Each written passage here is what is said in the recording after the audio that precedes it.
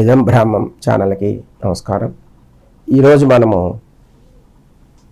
Audit అనే chapter మీద CGST act ప్రకారం section 65 audit, section 66 it's a part of the special audit.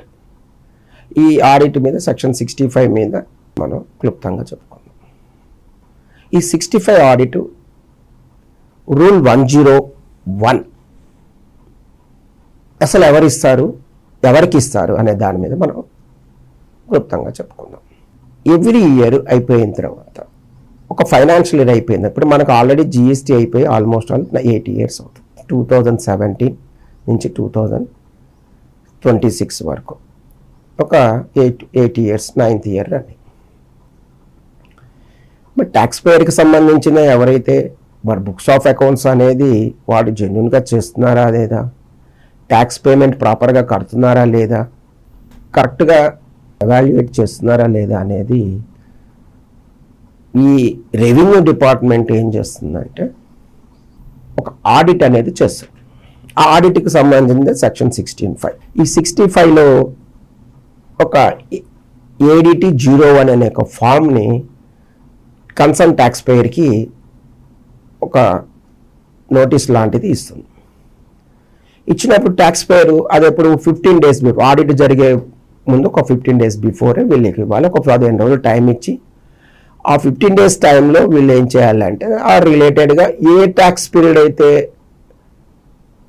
వీళ్ళు అడుగుతున్నారో, concern proper officer ఎవరైతే అడుగుతున్నారో దానికి రిలేటెడ్గా బుక్స్ ఆఫ్ అకౌంట్స్కి సంబంధించిన క్యాష్ బుక్ కానివ్వండి, లెడ్జర్ కానివ్వండి, ITC రిలేటెడ్ మనం క్లెయిమ్ చేసిన రిజిస్టర్స్ కానివ్వండి, మన అవుట్పుట్ సప్లై కానివ్వండి, ఇన్వర్టర్ సప్లై కానివ్వండి, ఏదైతే ఉన్నాయో దానికి రిలేటెడ్గా ఆడిట్ రిలేటెడ్గా స్టాక్ రిజిస్టర్ ఏవైతే ఉన్నాయో ఇవన్నీ కూడా కన్సర్న్ ప్రాపర్ ఆఫీసర్కి మనము సబ్మిషన్ చేయాలి.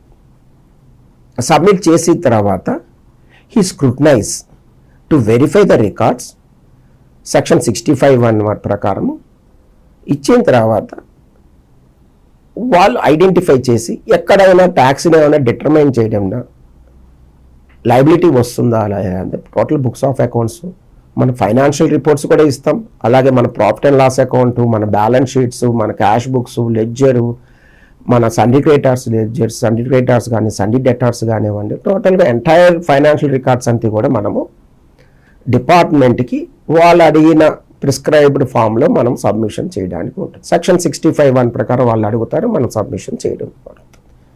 ఇచ్చినప్పుడు దానికి ఫిల్టర్ చేసి దాని డాక్యుమెంట్స్ అన్నీ కూడా వారు వెరిఫై చేస్తే డిటర్మైన్ చేసినప్పుడు ట్యాక్స్ని ఏమైనా ఐడెంటిఫై చేస్తే CGST యాక్ట్ ఒక ప్రొసీజర్ ఉంటుంది, సెంట్రల్ యాక్ట్ వాడు ఒక ప్రొసీజర్ ఉంటుంది, అట్లాగే స్టేట్ వాడు ఒక ప్రొసీజర్ ఉంటుంది. ఆ ప్రొసీజర్ ప్రకారం మనం suppose I was in central జ్యూరిడిక్షన్లో నేను ఉన్నాను అనుకుంటాను, నా ట్యాక్స్ పేయర్ అక్కడ ఉన్నాను. అతను ఏం చేస్తారంటే సెంట్రల్ ప్రాపర్ ఆఫీసర్ ఏం చేస్తారంటే ఆడిట్ ఆఫీసరు ఒక స్పాట్ మెమో అని వెరిఫై చేసిన తర్వాత he identified this of the పారాస్లో నీకు తప్పులు ఉన్నాయి, నువ్వు ఇంత లైబిలిటీ కట్టాలి అని ఒక స్పాట్ మెమో అనేది ఇస్తాడు. ఆ స్పాట్ మెమో ఇచ్చిన తర్వాత స్పాట్ మెమోలో మీరు అగ్రి అయిపోయి tax with interest and penalty మీరు దానిలో సెక్షన్ 73లో ఇచ్చాడా, 74లో ఇచ్చాడా అనేది మీరు తెలుసుకొని ఒకవేళ మీరు దాన్ని మీరు పే చేయగలరు, పే చేస్తాను స్పాట్ మెమోలోనే మన కన్సర్న్ అది క్లోజ్ అవడానికి, ఆడిట్ మ్యాటర్స్ పేరాలు క్లోజ్ అవడానికి ఉంటుంది. ఒకవేళ మీరు స్పాట్ మెమోని కనుక మీరు అగ్రీ కాని పక్షంలో దాన్ని ఫర్దర్గా ఇటు move to the DRC 01 education, ఇది ఆడిట్ చేయడమే. DRC 01 తీసుకొని GRC 01లో again he has come to this paras. Spot మెమోలో రిప్లై ఇచ్చినప్పుడు ఒక suppose they have given some 10 పారాస్లో ఒక 5 పారా కన్సిడర్ చేసి 5 పారాస్ DRC 1లో మనకు ఒక షో కాజ్ లాంటిది మనకు నోటీస్ ఇస్తాడు. అగైన్ DRC 01 వచ్చిన తర్వాత దీనికంటే FAR అనేది వీడు ఉంటారు, ఫైనల్ ఆడిట్. ఇక్కడ ఏంటంటే FAR ఫైనల్ ఆడిట్ రిపోర్ట్ అని ఒకటి మనకి ఇస్తారు. ఇంకా ఒక్కసారి ఫైనల్ ఆడిట్ రిపోర్ట్ వచ్చిందంటే we can not make it in change.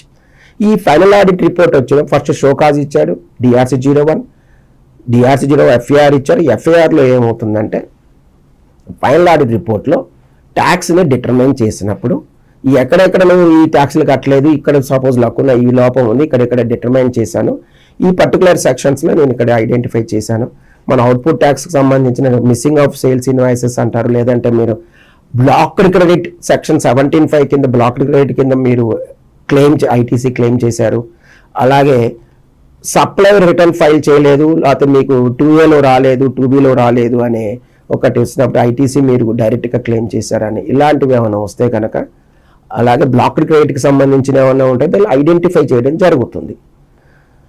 ఇది కాకుండా మనకు ఏంటంటే సెక్షన్ 16లో ఇది కాకుండా depreciation some times capital goods మీద డిప్రిసియేషన్ మీద కూడా మనం క్యాపిటల్ గూడ్స్లో ఏంటంటే ఇట్స్ పార్ట్ ఓన్లీ నెట్ మీదే మనము డిప్రిసియేషన్ తీసుకోవాలి. సమ్ టైమ్స్ తెలియని ట్యాక్స్ పేర్ ఏం చేశాడంటే ట్యాక్స్ మీద కూడా డిప్రిసియేషన్ తీసుకుంటే అలాంటిది ఏమైనా జరిగితే ఆ రిలేటెడ్గా ఏవైతే ఉన్నదో దానికి సంబంధించిన ఏమైనా ఉంటే ట్యాక్స్ని డిటర్మైన్ చేస్తారు. సో క్యాపిటల్ గూడ్స్ కొనేటప్పుడు ఏంటో వెరీ క్షుణ్ణంగా మనం చూసుకోవాల్సింది ఏంటంటే దీనిలో మనము ఒక క్యాపిటల్ గూడ్స్ కొన్నప్పుడు డిప్రిసియేషన్ అంటే ట్యాక్స్ పోర్షన్ అనేది మనము దీనిలో తీసుకోకుండా టోటల్గా డిప్రిసియేషన్ క్లెయిమ్ చేసేటప్పుడు ఓన్లీ నెట్ మీదే క్లెయిమ్ చేసుకోవాలి. సరే అదొకటి. అలాగే 180 days లోపల మనం ట్యాక్స్ పేమెంట్ అంటే ఆ ట్యాక్స్ ఇన్వాయిస్ని పేమెంట్ చేయాలి. అది కూడా చేయని పక్షంలో వీళ్ళు ఏం చేస్తారు, సర్టిఫికేటర్స్ని ఫిల్టర్ చేసుకొని దానిలో ఏదైనా 180 days ప్రకారం దాన్ని ఐటీసీ రివర్సల్ చేసుకొని మనం ఇంట్రెస్ట్ పెనాల్టీలో పే చేసి మళ్ళీ క్లెయిమ్ చేయడం జరుగుతుంది. సో ఇలాంటి పారామీటర్స్ని ఒక ఆడిట్ పారామీటర్స్ తీసుకొని ఆ పారామీటర్స్లో ఎక్కడైనా ఏమైనా ఐడెంటిఫై చేసి డిటర్మైన్ చేసిన తర్వాత ఫస్ట్ ఏం చేస్తారంటే స్పాట్ మెమో ఇస్తారు సెంట్రల్ వాళ్ళు. స్పాట్ మెమో తర్వాత మళ్ళీ DRC 01 ఇవ్వడం జరుగుతుంది. దాని తర్వాత మళ్ళీ FAR ఇస్తారు. FAR ఇచ్చిన తర్వాత ఇక్కడ ఆడిట్ ఆఫీసర్ చేసిన తర్వాత that file forward to the education ఆఫీసర్కి ఇచ్చింది. ఎడ్యుకేషన్ ఆఫీసర్ ఏం చేస్తారంటే again he has issue the opportunity మనకి ఇచ్చి 3 ఆపర్చునిటీస్ ఇచ్చిన తర్వాత ఫైనల్ ఆర్డర్ OIO అంటారు, ఆర్డర్ ఇన్ ఒరిజినల్ అని ఇవ్వడం జరుగుతుంది. ఒకవేళ షోకాజ్లోనే మీరు కనుక అగ్రీ అయిపోతే కనుక మీరు ట్యాక్స్ కట్టేస్తే ఇంట్రెస్ట్ పెనాల్టీతో డ్రాప్ అయిపోతుంది. ఒకవేళ మీరు పేరాలో కనుక మీరు అగ్రీ కాకపోతే దానికి మళ్ళీ మనకు OIO అనేది వస్తుంది దాని మీద. ఇదేమో ట్యాక్స్ పేరు కనుక ప్రాపర్గా రిప్లై ఇస్తే కనుక మ్యాక్సిమం DRC 01 ఆర్ FAR కాకుండా చూసుకోవడానికి ప్రాపర్ రిప్లై ఇస్తే క్లోజ్ అవ్వడానికి ఛాన్సెస్ ఉంటుంది. వాళ్ళ ఎడ్యుకేషన్ ఆఫీసర్ దగ్గర మళ్ళీ ఆపర్చునిటీ ఇచ్చినప్పుడు you go and to rectify to that. ఒకవేళ లైబిలిటీ కనుక లేదు అని మీరు అన్వాంటెడ్ దానికి సంబంధించిన ఇంప్యూన్డ్ ఆర్డర్ అని తెలిసి ఉంటే కనుక మీరు దాని మీద అప్పీల్కి వెళ్ళడానికి ఉంటుంది. సో ఆడిట్ వచ్చినప్పుడు సెంట్రల్ వాళ్ళకి ప్రొసీజర్ వేరే ఉంటుంది, స్టేట్ వాళ్ళ ప్రొసీజర్ ఉంటుంది.